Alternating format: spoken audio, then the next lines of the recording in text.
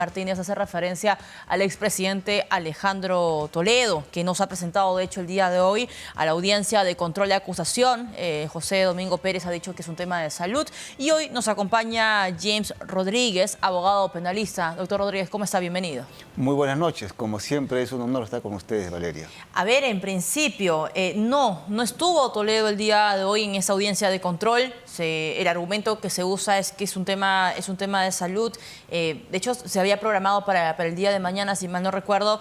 ¿Cuál debería ser el camino ahora? ¿Esto complica de alguna manera, doctor Rodríguez, la situación legal del expresidente Toledo? No lo complica desde el punto de vista procesal, porque se encuentra el proceso justamente del que se está ventilando el día de hoy en una etapa intermedia. Y en los procesos, en la etapa intermedia, no es obligatorio la presencia del investigado o procesado.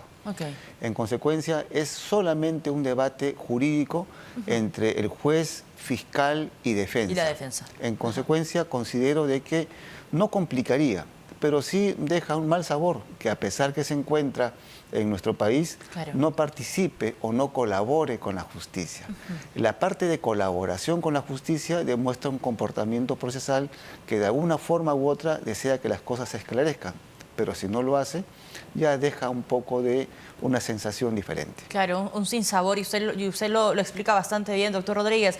Hay, digamos, dos situaciones que tiene, digamos, bajo los reflectores al expresidente Alejandro Toledo. Está el tema Interoceánica o el caso Interoceánica y el caso de Ecoteva. ¿Qué es lo que se viene para ambos? Bien, en el caso Interoceánica es el que se está debatiendo el día de hoy, en la etapa intermedia. El caso de Ecoteva, como es de conocimiento público, el cuadernillo ya se envió al gobierno norteamericano, al Departamento de Justicia, para su aprobación.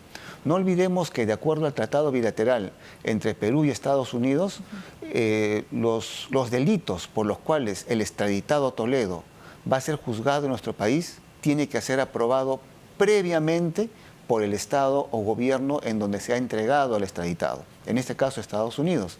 Y en el caso de Ecoteva, que también es un caso muy sólido, porque la ruta del dinero, como lo he manifestado en algunas oportunidades, manifiesta y deja en claro de que sí ha habido un delito de lavado de activos. Y en este caso de Ecoteva, precisamente, tengo entendido de que el gobierno peruano está solicitando la detención preliminar con fines de extradición contra la ex primera dama Elian Carr, cosa que me parece bastante bien, porque el hecho de no haber venido a nuestro país ya deja una, una estela de duda que no quiere pues ponerse a disposición de la justicia, pero esperemos de que, como ha pasado con el expresidente Toledo, sea detenida para asegurar materialmente su presencia en la justicia peruana. Y ahí abro un paréntesis, doctor Rodríguez, porque claro, el día de hoy ella debió recibir el pasaporte, pero Fiscalía me parece que no tiene la información sobre este detalle. ¿Qué tanto complica, qué tanto ayuda? ¿Es un factor, digamos, que puede generar, digamos, un giro en este proceso de Elian Carr o no? Puede ser, porque eso le da, para poder salir de un país, obviamente necesitamos un pasaporte. Pero la entrega del pasaporte ha sido una disposición de la justicia norteamericana. Se le entregó el pasaporte al extraditado Toledo para que pueda viajar y a la vez también a la señora Elian Carr porque era dentro del proceso. Sin embargo, vamos a esperar de que ahora el gobierno norteamericano, por pedido expreso de la justicia peruana, asegure, como he manifestado, la presencia de la investigada Elian Carr, porque... Pero pasaporte en mano habría más facilidad. Habría mucha más factibilidad que pueda huir de la justicia. Si ya lo hizo de nuestro país. Que asegura que se vaya a quedar en Estados Unidos esperando que pueda ser extraditada. Al contrario, lo natural y de acuerdo al comportamiento de la pareja expresidencial, va a ser de que quiera huir. Ella se ha quedado con la fianza de Toledo. Claro. Cuando el expresidente Toledo fue detenido por orden del juez Tomás Hickson, lo primero que hizo el señor Alejandro Toledo fue presentar un escrito expreso para que se le devuelva su $1 millón de fianza que había depositado para que se le dé la detención domiciliaria. Y obviamente, pues, ese $1 millón, más los intereses legales que ha solicitado expresamente el presidente Toledo, sabemos que es parte se le va a entregar y se le va a devolver a la señora Elian Carr.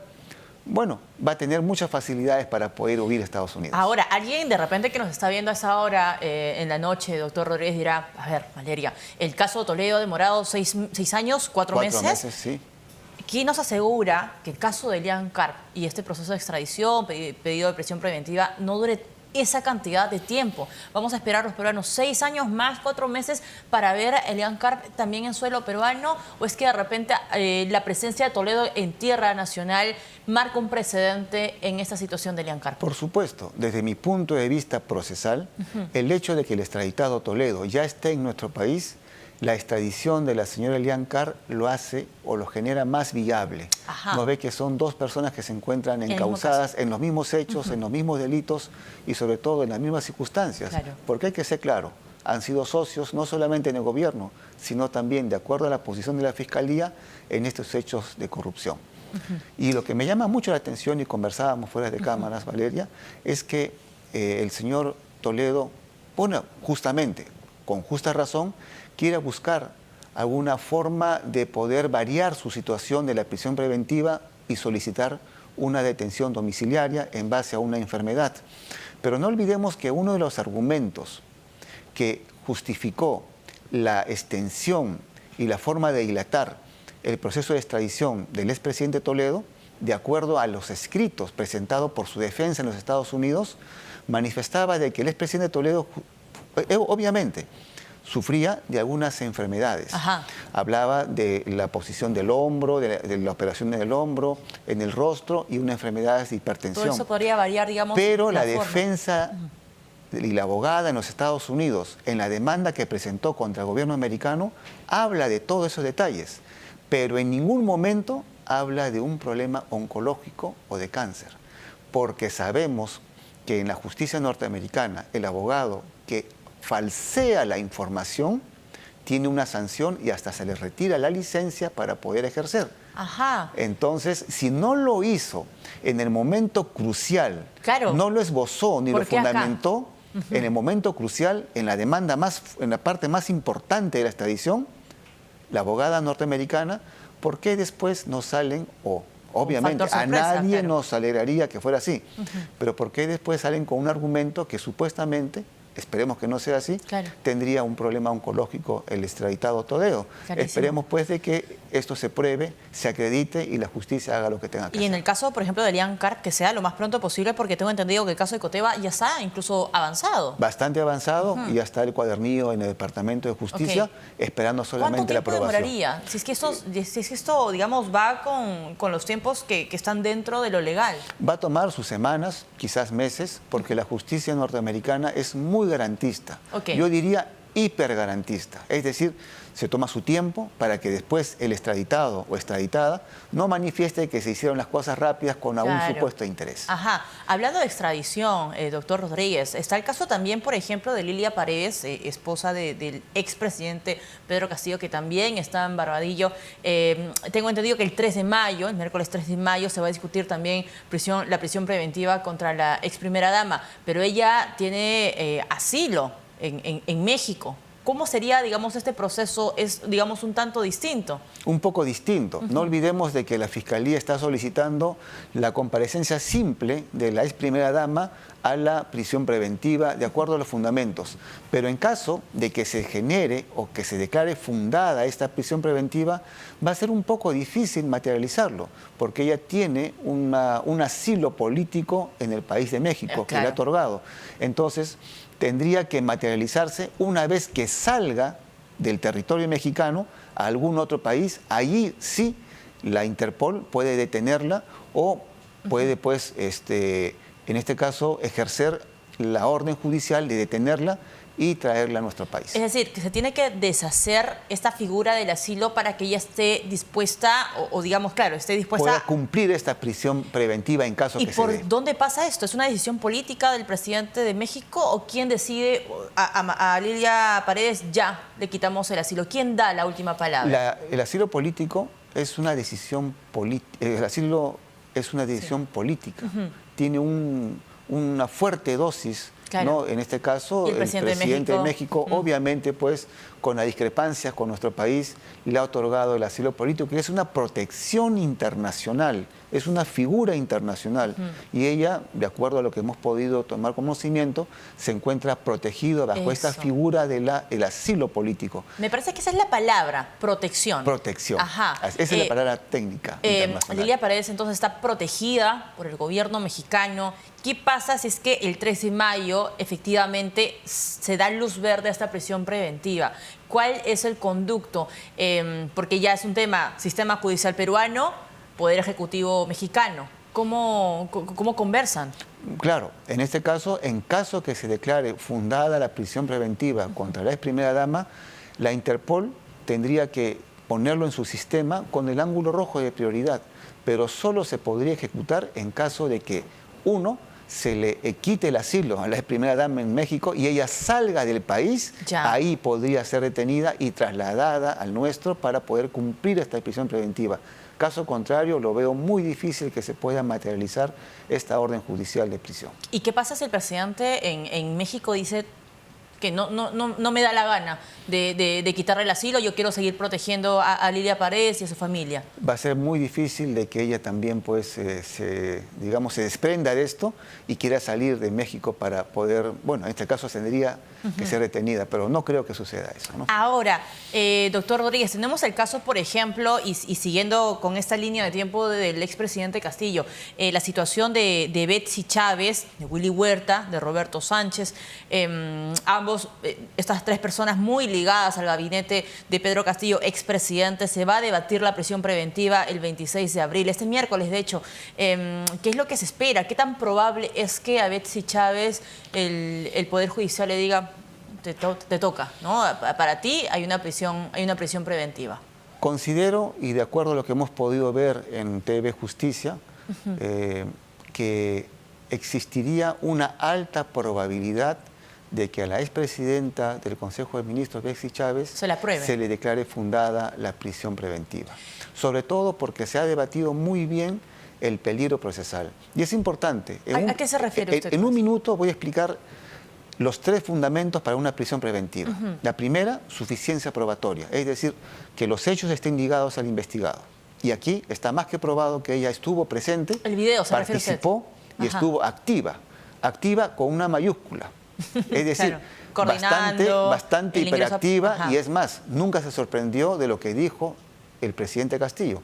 Entonces, es muy difícil de que pueda sorprender a la opinión pública y a la justicia de que no sabía lo que el presidente Castillo iba a hacer. Tenía pleno conocimiento, primero. Segundo, la pronoxis de pena, que la pena a sancionarse por los hechos delictivos supera los 4 años y en este caso supera más de los 20 años en caso de encontrarse responsabilidad por los delitos de rebelión y conspiración. Y tercero, el peligro procesal.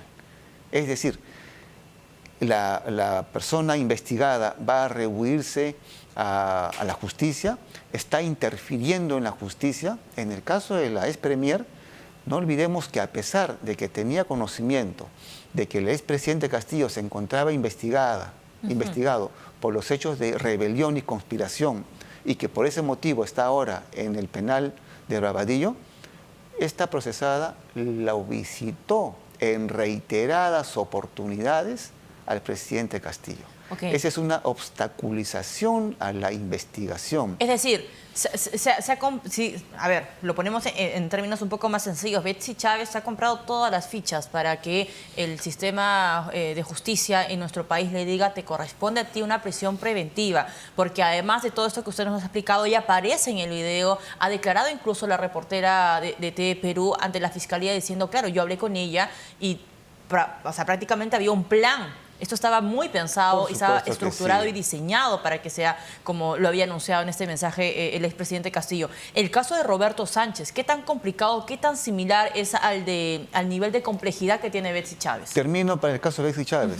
A ella se le ha desaforado del Congreso de la República. Que es otra señal. Es decir, no tiene arraigo laboral. Eso es importante. Ya no tiene la protección del fuero parlamentario. Es decir, si se le declara fundada la prisión preventiva, va a ser muy fácil ejecutarlo en forma inmediata. A diferencia del exministro de Comercio, Roberto Sánchez. Roberto Sánchez, que a pesar que se le ha quitado el foro parlamentario, la protección, porque se le ha abierto un proceso penal, sí, aún sigue trabajando en el Congreso. Entonces sí tiene un cierto arraigo laboral, ¿no? Podría decírselo.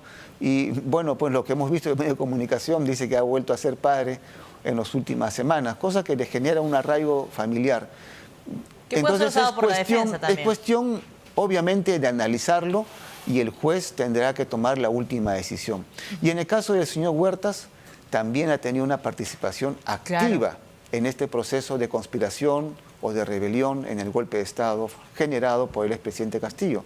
Considero de que el Poder Judicial tiene muchos elementos para poder declarar fundada en uno o más de uno este pedido de prisión preventiva solicitado por el Ministerio Público por el intento del rompimiento democrático de nuestro sistema democrático, cosa que en realidad no debe quedar impune. Esto no lo hizo una sola persona.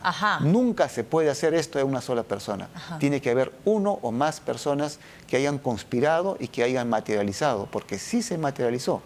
El hecho del mensaje, a la nación, el hecho de llamar al jefe de la policía para que le dé protección a la casa de la premier Betsy Chávez. Claro, todo eso y eso en realidad, pues fíjese, es un elemento más. Es decir, ya estaba todo preparado. Que detenga, ¿no?, a la fiscal de la Nación, que cierre el Congreso y etcétera. En consecuencia, hay bastantes elementos para que el juez tome una decisión, el juez Checklin, el juez supremo, que siempre ha actuado con bastante rectitud y esperemos que ahora, bueno, pues haga un análisis jurídico y determine lo mejor para la justicia de nuestro país. Tal cual. Doctor Rodríguez, bueno, vamos a estar a la espera, de hecho, de lo que ocurra el 26 de abril. Me parece que va a marcar un hito muy importante en la historia nacional y también en los libros de derecho a nivel nacional también. James Rodríguez, abogado penalista, estuvo con nosotros. Hacemos una pausa, señores, y regresamos con más aquí en Sin Vueltas.